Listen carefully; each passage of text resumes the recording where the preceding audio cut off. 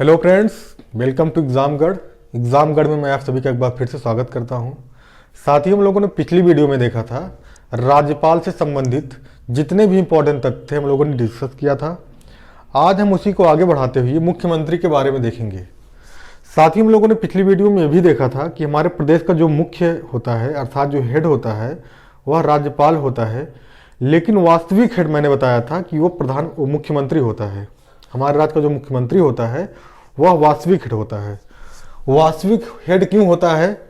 क्योंकि राज्यपाल की जितनी भी पावर है, जितनी भी शक्तियां हैं, वह डायरेक्ट यूज ना होकर मुख्यमंत्री के माध्यम से की जाती हैं। तो इसलिए मुख्यमंत्री के बारे में आज देखते हैं। मुख्यमंत्री के कार्य क्या हैं, मुख्यमंत्री का निर्वाचन कैसा होता है, मुख्यमंत्री को नियुक्त कौन करता है, मुख्यमंत्री का वर्णन हमारे संविधान में किस आर्टिकल में किया गया है। आज हम सारी चीज़ों को देखेंगे। मैं आशा करता हूं अगर आप पूरी वीडियो को देखेंगे तो मुख्यमंत्री से संबंधित जितने भी इंपॉर्टेंट फैक्ट हैं वो आप लोगों के क्लियर हो जाएंगे और सारे डाउट्स क्लियर हो जाएंगे। तो इसलिए आप लोग वीडियो को लास्ट तक देखें। अगर आपको वीडियो पसंद आ रही हो तो आप वीडियो को लाइक करें और हमारे चैनल को सब्सक्राइब करना बिल्कुल ना भूलें। आइए हम देखते हैं आज मुख्यमंत्री के बारे में। साथियों, पहले बात करते हैं हम लोग अनुच्छेद 163 की। तो आर्टिकल 163 जो दिया गया है यह हमारे मंत्रिपरिषद के बारे में दिया गया है। मंत्रिपरिषद अर्थात कहने का मतलब यह है, आर्टिकल 163 में लिखा गया है कि हमारे प्रदेश में एक मंत्रिपरिषद होगा जो हमारे प्रशासनिक कार्यों को देखेगा। अर्थात जो शासन के कार्य होते हैं जैसे सड़क हो गया, शिक्षा हो गया ना, और बिजली हो गया, इन सब के कुछ मंत्री बनाए जाएंगे। इन्हीं मंत्रियों की सहायता से जो है हमारे प्रदेश का विकास होगा। ठीक है। और यही जो है ये अनुच्छेद 163 में मंत्रिपरिषद दिया गया है। और मुख्यमंत्री जो है, जो हमारे प्रदेश का मुख्यमंत्री होता है, उनका जिक्र 164 अनुच्छेद 164 में किया गया है। तो यहाँ हम देख रहे हैं मंत्रिमंडल का जो मुखिया होता है, जो मंत्रिमंडल का नेता होता है, वो मुख्यमंत्री होता है। अर्थात हम यह कह सकते हैं कि मंत्रिपरिषद जो है जितने भी कार्य करेंगे, जो हमारे प्रदेश के मंत्री होते हैं वो जितने भी कार्य करेंगे वह मुख्यमंत्री के दिशा निर्देश में करेंगे। ठीक है। तो अनुच्छेद 163 में मंत्रिपरिषद है और अनुच्छेद 164 में मुख्यमंत्री है। आइए हम देखते हैं मुख्यमंत्री कौन हो सकते हैं। तो साथियों, पहले मुख्यमंत्री और प्रधानमंत्री दोनों को डिस्कस करते हैं हम। मुख्यमंत्री और प्रधानमंत्री, तो जिस तरीके से हम लोगों ने देखा था कि केंद्र में प्रधानमंत्री मुख्य होता है, वास्तविक शक्ति जो है केंद्र की प्रधानमंत्री के अंदर निहित होती है, उसी तरीके से हम लोग देख रहे हैं कि मुख्यमंत्री की जो राज्य का जो मुख्यमंत्री होता है, राज्य की जितनी भी महत्वपूर्ण शक्तियां हैं वो मुख्यमंत्री के अंडर में आती हैं।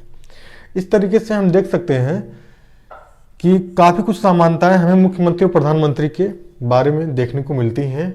लेकिन हम यह पूरी तरीके से नहीं कह सकते हैं कि जितनी पावर प्रधानमंत्री की होती है उतनी ही पावर मुख्यमंत्री की होती है। यह हम पूरी तरीके से नहीं कह सकते हैं, क्योंकि कुछ चीज़ें ऐसी भी हैं जो हमारे प्रधानमंत्री और मुख्यमंत्री को अलग करती हैं। हमने केंद्र में देखा था, केंद्र की कार्यपालिका जो हमने पढ़ा था, वहाँ देखे थे कि जो वहाँ का मंत्रिपरिषद था, मंत्रिपरिषद में भी वहाँ का भी मुखिया जो है प्रधानमंत्री था। और राज्य में भी हम देख रहे हैं कि यहाँ की जो मंत्रिपरिषद है उसका भी मुखिया हमारा मुख्यमंत्री होता है। अब आइए देखते हैं मुख्यमंत्री कौन बन सकता है। क्या ऐसे भी कोई मुख्यमंत्री बन सकता है? मुख्यमंत्री बनने के लिए क्या क्या शर्तें हैं? तो जो महत्वपूर्ण शर्तें हैं हम उसको डिस्कस करते हैं।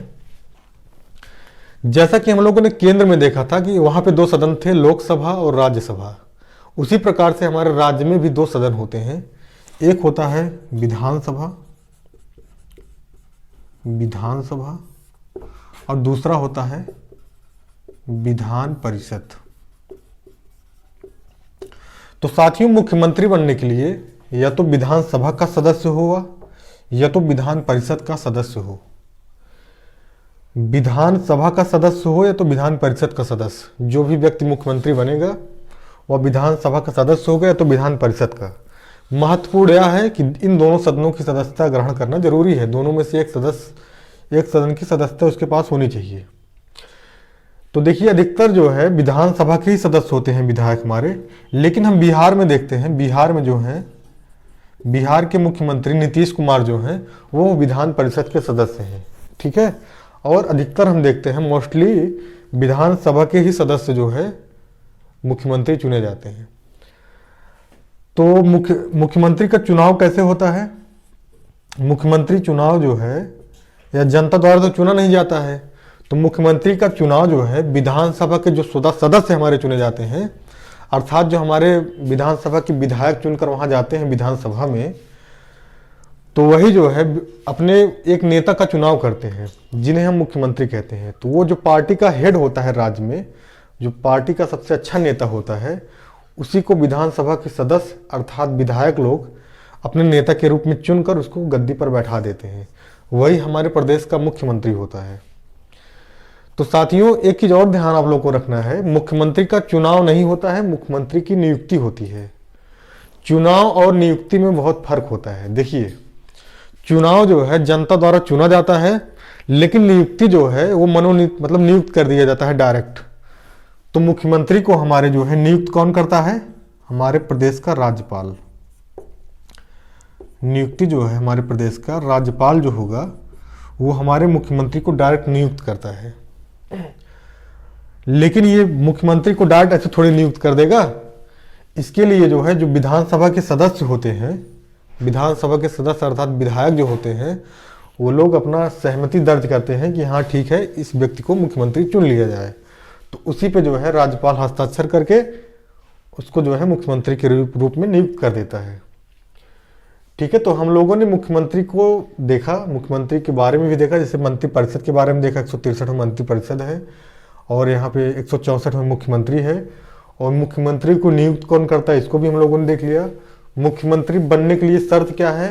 विधानसभा का सदस्य हो या विधान परिषद का सदस्य हो। अगर वो विधान परिषद और विधानसभा का सदस्य नहीं है तब भी उसको मुख्यमंत्री चुन लिया जाता है, लेकिन उसे 6 महीने के अंदर इन दोनों में से किसी एक सदन की सदस्यता ग्रहण करना अनिवार्य है। अब हम आगे देखते हैं।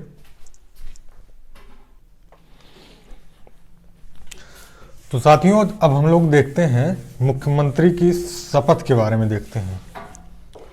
जो मुख्यमंत्री का ओथ सेरेमनी होता है अर्थात शपथ ग्रहण, तो हमारा जो मुख्यमंत्री होता है वो राज्यपाल के समक्ष शपथ लेता है।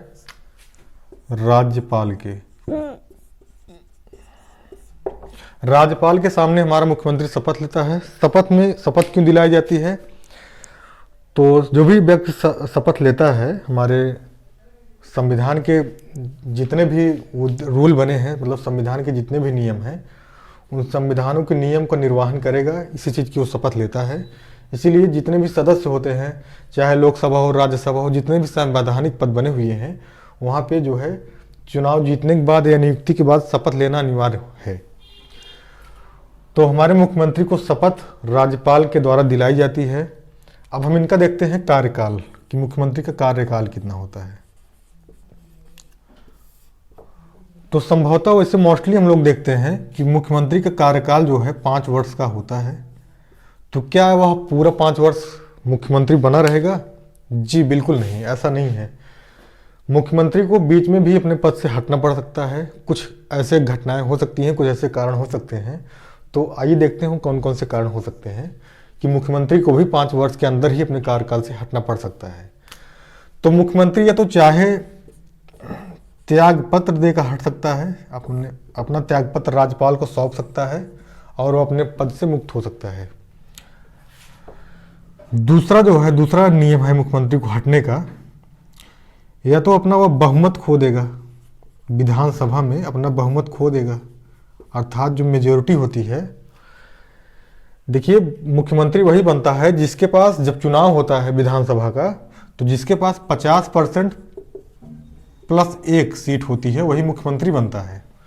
मतलब जिसे अगर हमारे पास 403 सीटें हैं हमारे विधानसभा, उत्तर प्रदेश की मैं बात कर रहा हूँ, 403 सीटें हैं अगर यहाँ पे, तो 202 लगभग 202 सीट जो पाएगा वही चुनाव जीतेगा, उसी की सरकार बनेगी। तो 50% से एक ज़्यादा या 50% अनिवार्य है, एक ज़्यादा हो या कई ज़्यादा हो उससे नहीं मतलब है, लेकिन वो 50% से ज़्यादा सीट जो पाएगा वही हमारे यहाँ का मुख्यमंत्री बनेगा, उसी की सरकार बनेगी। तो अगर इस चीज में वो बहुमत खो देता है, मुख्यमंत्री विधानसभा में अपना बहुमत खो देता है, उसके जो विधानसभा के सदस्य हैं वो किसी और पार्टी में चले जाते हैं, बहुमत खोने की वजह से भी सरकार गिर जाती है। तो एक त्याग पत्र देकर जो है वो अपने पद से मुक्त हो सकता है, और दूसरा जो है बहुमत अगर खो देगा, मेजोरिटी अगर खो देगा, तब भी वो अपने पद से हट जाएगा मुख्यमंत्री। तो इस तरीके से हम कह सकते हैं, जैसे देखिए एक घटना हुई थी बिहार में भी, अब आप लोग हाल ही में देखा होगा, बिहार में भी जो है सरकार गिरी, तो नीतीश कुमार लेकिन दूसरे दल के भी नेता चुन लिए गए, दोबारा फिर से मुख्यमंत्री बन गए। वहाँ पे भी ऐसा ही हुआ था। वहाँ देखिए मोस्टली एक गठबंधन सरकार जहाँ होती है वहाँ ये घटनाएं ज़्यादा देखने को मिलती हैं, क्योंकि ये गठबंधन सरकार में क्या होता है, वो अपनी पार्टी के जितने भी विधानसभा जितने भी विधायक लेके गए हैं, विधायक हटा लेंगे, सरकार गिर जाएगी। तो यह अधिकतर जो है गठबंधन सरकार जहाँ जहाँ रहेगी वहाँ पर इस चीज़ का डर बना रहता है कि सरकार बीच से ही, अधिकतर देखने को मिलता है सरकार बीच से ही गिर जाती है। अभी हाल ही में आप लोगों ने बिहार को भी देखा और महाराष्ट्र में भी ऐसा हुआ, ऐसा कई जगहों पे हो चुका है। अब आइए हम देखते हैं वेतन के बारे में, मुख्यमंत्री का वेतन कैसे होता है, मतलब कितना मिलता है। तो हम लोगों ने देखा था कि राष्ट्रपति का वेतन भी 5 लाख रुपए निर्धारित किया गया है, और राज्यपाल का वेतन जो है वो 3.5 लाख रुपए निर्धारित किया गया है। तो क्या मुख्यमंत्री का भी कोई फिक्स वेतन है? मुख्यमंत्री का वेतन, तो साथियों मुख्यमंत्री का कोई फिक्स वेतन नहीं है। मुख्यमंत्री को कितना वेतन मिलेगा यह हमारे राज्य का जो विधानमंडल होता है, ध्यान रखिएगा, विधानमंडल, जो हमारे राज्य का विधानमंडल है, इस विधानमंडल को यह शक्ति प्रदान की गई है कि वह निर्धारित करे कि मुख्यमंत्री का वेतन कितना होगा। एक चीज हम लोग यहाँ देखे थे कि जब एक बार दिल्ली में, जब शुरू में दिल्ली की केजरीवाल सरकार, आम आदमी पार्टी जब जीती थी वहां पे, आम आदमी पार्टी, तो केजरीवाल सरकार जब बनी थी वहां पे, तो उस समय वहां के विधानमंडल जो है मुख्यमंत्री का वेतन 400%, इसको हम 4 गुना बोल सकते हैं, 4 गुना की वृद्धि कर दी गई थी मुख्यमंत्री के वेतन में। तो कुल मिलाकर हम ये कह सकते हैं, ये पावर जो है मुख्यमंत्री को कितना वेतन मिलना है, यह विधानमंडल को यह पावर दिया गया है। विधानमंडल निर्धारित करेगी कि मुख्यमंत्री को वेतन कितना मिलेगा। अब हम आगे देखते हैं और मुख्यमंत्री के बारे में।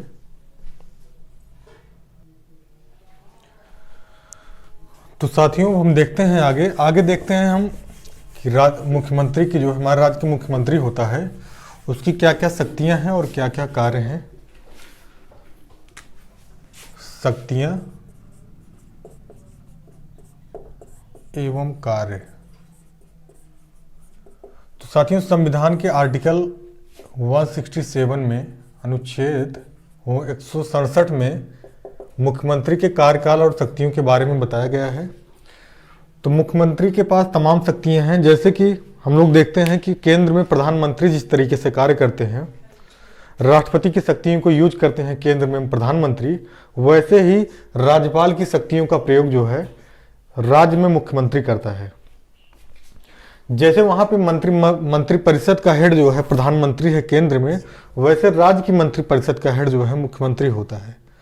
तो आइए हम देखते हैं इसकी क्या क्या शक्तियां हैं। राज्यपाल के संबंध में क्या शक्ति है इसको? तो साथियों राज्य में जितने भी कार्य होंगे, जितने भी कानून बनेंगे, जितने भी कार्य होंगे, विकासात्मक कार्य, सबकी सूचना जो है मुख्यमंत्री जो है राज्यपाल को देगा। मतलब समय समय पर जो है जितने भी कार्य हमारे प्रदेश में हो रहे हैं, इसका जो है जायजा मुख्यमंत्री द्वारा राज्यपाल को दिया जाता है। एक यह विशेष शक्ति मुख्यमंत्री को प्रदान है।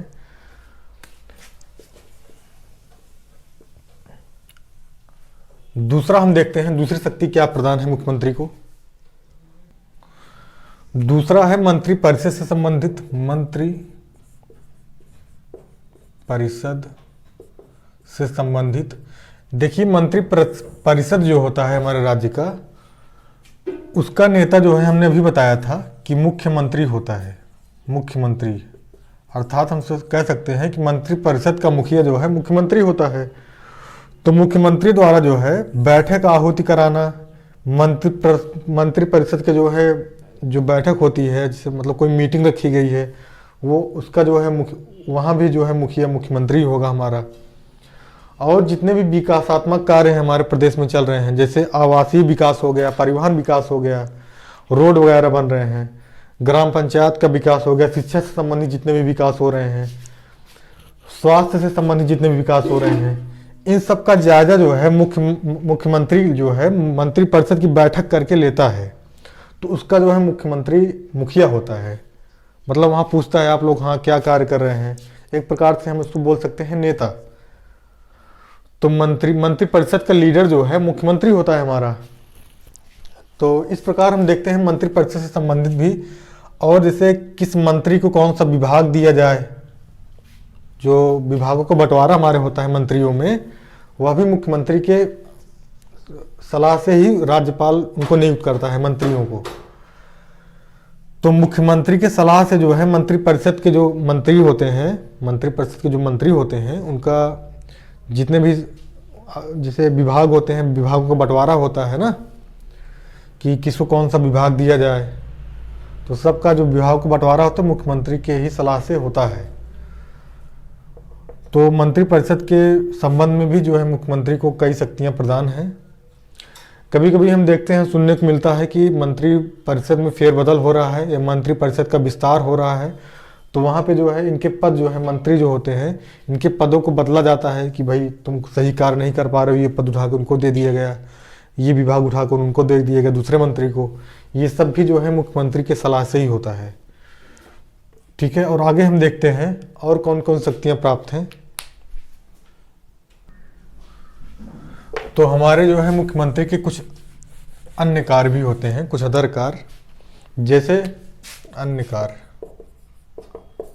जैसे हमारे प्रदेश के जितने भी सम्मेलन होते हैं, जितने संगठन होते हैं, उनका स्वयं मुखिया जो है हमारा मुख्यमंत्री होता है प्रदेश का। इस सम्मेलन के तहत ही जो है हमारे केंद्र में जो प्रधानमंत्री होते हैं और मुख्यमंत्री के बीच में एक बॉन्ड का कार्य करता है, सम्मेलन की वजह से ही होता है। और मुख्यमंत्री और केंद्र सरकार के जो प्रधानमंत्री हैं, इसमें बॉन्डिंग बहुत ज़रूरी है, क्योंकि जो प्रदेश के विकास कार्य हो रहे हैं वो कहीं ना कहीं केंद्र सरकार की भी भागीदारी उसमें होती है। कुछ बजट जो है केंद्र सरकार के माध्यम से प्रदेशों को दिया जाता है, और अधिकतर यह देखने को मिलता है जहाँ पे जिस प्रदेश के मुख्यमंत्री का बॉन्ड जो है प्रधानमंत्री से अच्छे से नहीं है, उनका कनेक्टिंग वहाँ जो अच्छे से नहीं है, वहाँ की जो है विकास दर धीमी होती है उस प्रदेश की।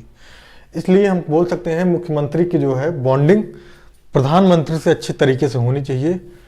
इस तरीके से बहुत ऐसे भी कार्य हैं। तो हम लोगों ने आज मुख्यमंत्री को पढ़ा, मुख्यमंत्री से संबंधित जितने भी आर्टिकल हम लोगों ने 2-3 आर्टिकल को महत्वपूर्ण है जो उसको भी ध्यान में रखते हैं।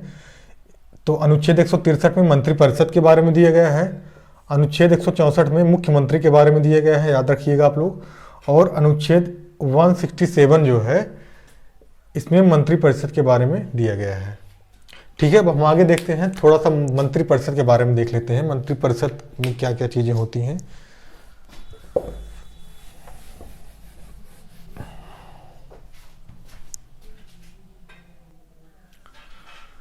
तो साथियों मंत्रिपरिषद में हम देखते हैं मंत्रिपरिषद, तो मंत्रिपरिषद में जितने भी मंत्री होते हैं इनकी नियुक्ति भी जो है राज्यपाल के माध्यम से की जाती है। राज्यपाल के माध्यम से मंत्रियों की नियुक्ति की जाती है, लेकिन जो है इसमें मुख्यमंत्री सलाहकार होता है, मतलब मुख्यमंत्री की सलाह पर मंत्रियों की नियुक्ति जो है राज्यपाल करता है। और जितने भी हमारे मुख्यमंत्री होते, जितने भी मंत्री हैं, इनका भी जो है, देखिए हम लोगों ने पढ़ा था जब हम लोगों ने केंद्र के मंत्रिमंडल को पढ़ा था, मंत्रिपरिषद को, तो वहाँ हम लोगों ने देखा था कि मंत्री 3 प्रकार के होते हैं। एक होते हैं कैबिनेट मंत्री, एक होते हैं राज्य मंत्री, और एक होते हैं उप मंत्री।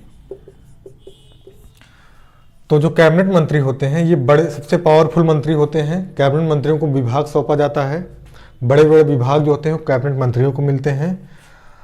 कैबिनेट मंत्रियों का जो है, ये राज्य मंत्री जो होते हैं ये इनकी सहायता करते हैं कैबिनेट मंत्रियों की, और उप मंत्री जो होते हैं इनको प्रशासनिक कार्य सौंपे जाते हैं, राज्य के जितने भी प्रशासनिक कार्य हैं। तो अगर इसको ज़्यादा अच्छे से समझना है तो हमारी पिछली वीडियो को देखें आप, जो केंद्र के मंत्रिपरिषद के बारे में एक वीडियो अपलोड हुई है, उसको देखेंगे तो अच्छे से समझ में आएगा। अब देखते हैं मंत्री का कार्यकाल कितना होता है। मंत्री का कार्यकाल, तो इनका भी कार्यकाल साथियों 5 वर्ष का ही होता है। लेकिन क्या यह फिक्स है 5 वर्ष? तो बिल्कुल नहीं। जैसे मुख्यमंत्री हटाया जा सकता है पद से, उस वही पूरी प्रक्रिया से मंत्री को भी हटाया जा सकता है, या त्यागपत्र दे सकता है, या बहुमत खोने पर भी मंत्री दर्जा खत्म हो जाएगा। क्योंकि जब सरकार गिर गई तो मंत्री का कोई औचित्य नहीं रह गया। तो जिसकी सरकार बनेगी वो अपने अलग अलग मंत्री को फिर से बनाएंगे कि अपना अलग अलग मंत्री, अपने जो विधायक होंगे उनको फिर से वो मंत्री के रूप में चुनेंगे। तो मंत्री का भी कार्यकाल 5 वर्ष का फिक्स नहीं होता है, लेकिन अधिकतर जब एग्जाम में आएगा तो हम 5 वर्ष ही इसको लगाते हैं। जानकारी के लिए रखिए कि मंत्रियों का या मुख्यमंत्रियों का जो है कार्यकाल 5 वर्ष के लिए फिक्स नहीं होता है। बीच में भी उनकी सरकार गिरेगी तो उनको अपने पद से मुक्त कर दिया जाएगा। तो एक क्वेश्चन साथियों ये बनता है एग्जाम में कि जो हमारा मंत्रिपरिषद होता है किसके प्रति उत्तरदायी होता है, मतलब ये किसके प्रति जो है जवाबदायी होगा। तो हम लोगों ने केंद्र में पढ़ा था कि जो जितने भी मंत्री थे वह लोकसभा के प्रति जवाबदेही थे। लोकसभा, क्योंकि यह जनता का सदन कहा जाता है इसको। लोकसभा को जनता का सदन क्यों कहा जाता है? क्योंकि इसके जो सदस्य होते हैं वो हमारे सांसद होते हैं। जो हमारे सांसद चुन के जाते हैं वो लोकसभा में बैठते हैं, तो जनता द्वारा चुने जाते हैं हमारे सांसद, इसीलिए इसको जनता का सदन कहते हैं। उसी तरीके से हम अपने यहाँ राज्य में देखते हैं, राज्य में जो विधानसभा होता है, विधानसभा जिसके सदस्य हमारे विधायक गण होते हैं, विधायक,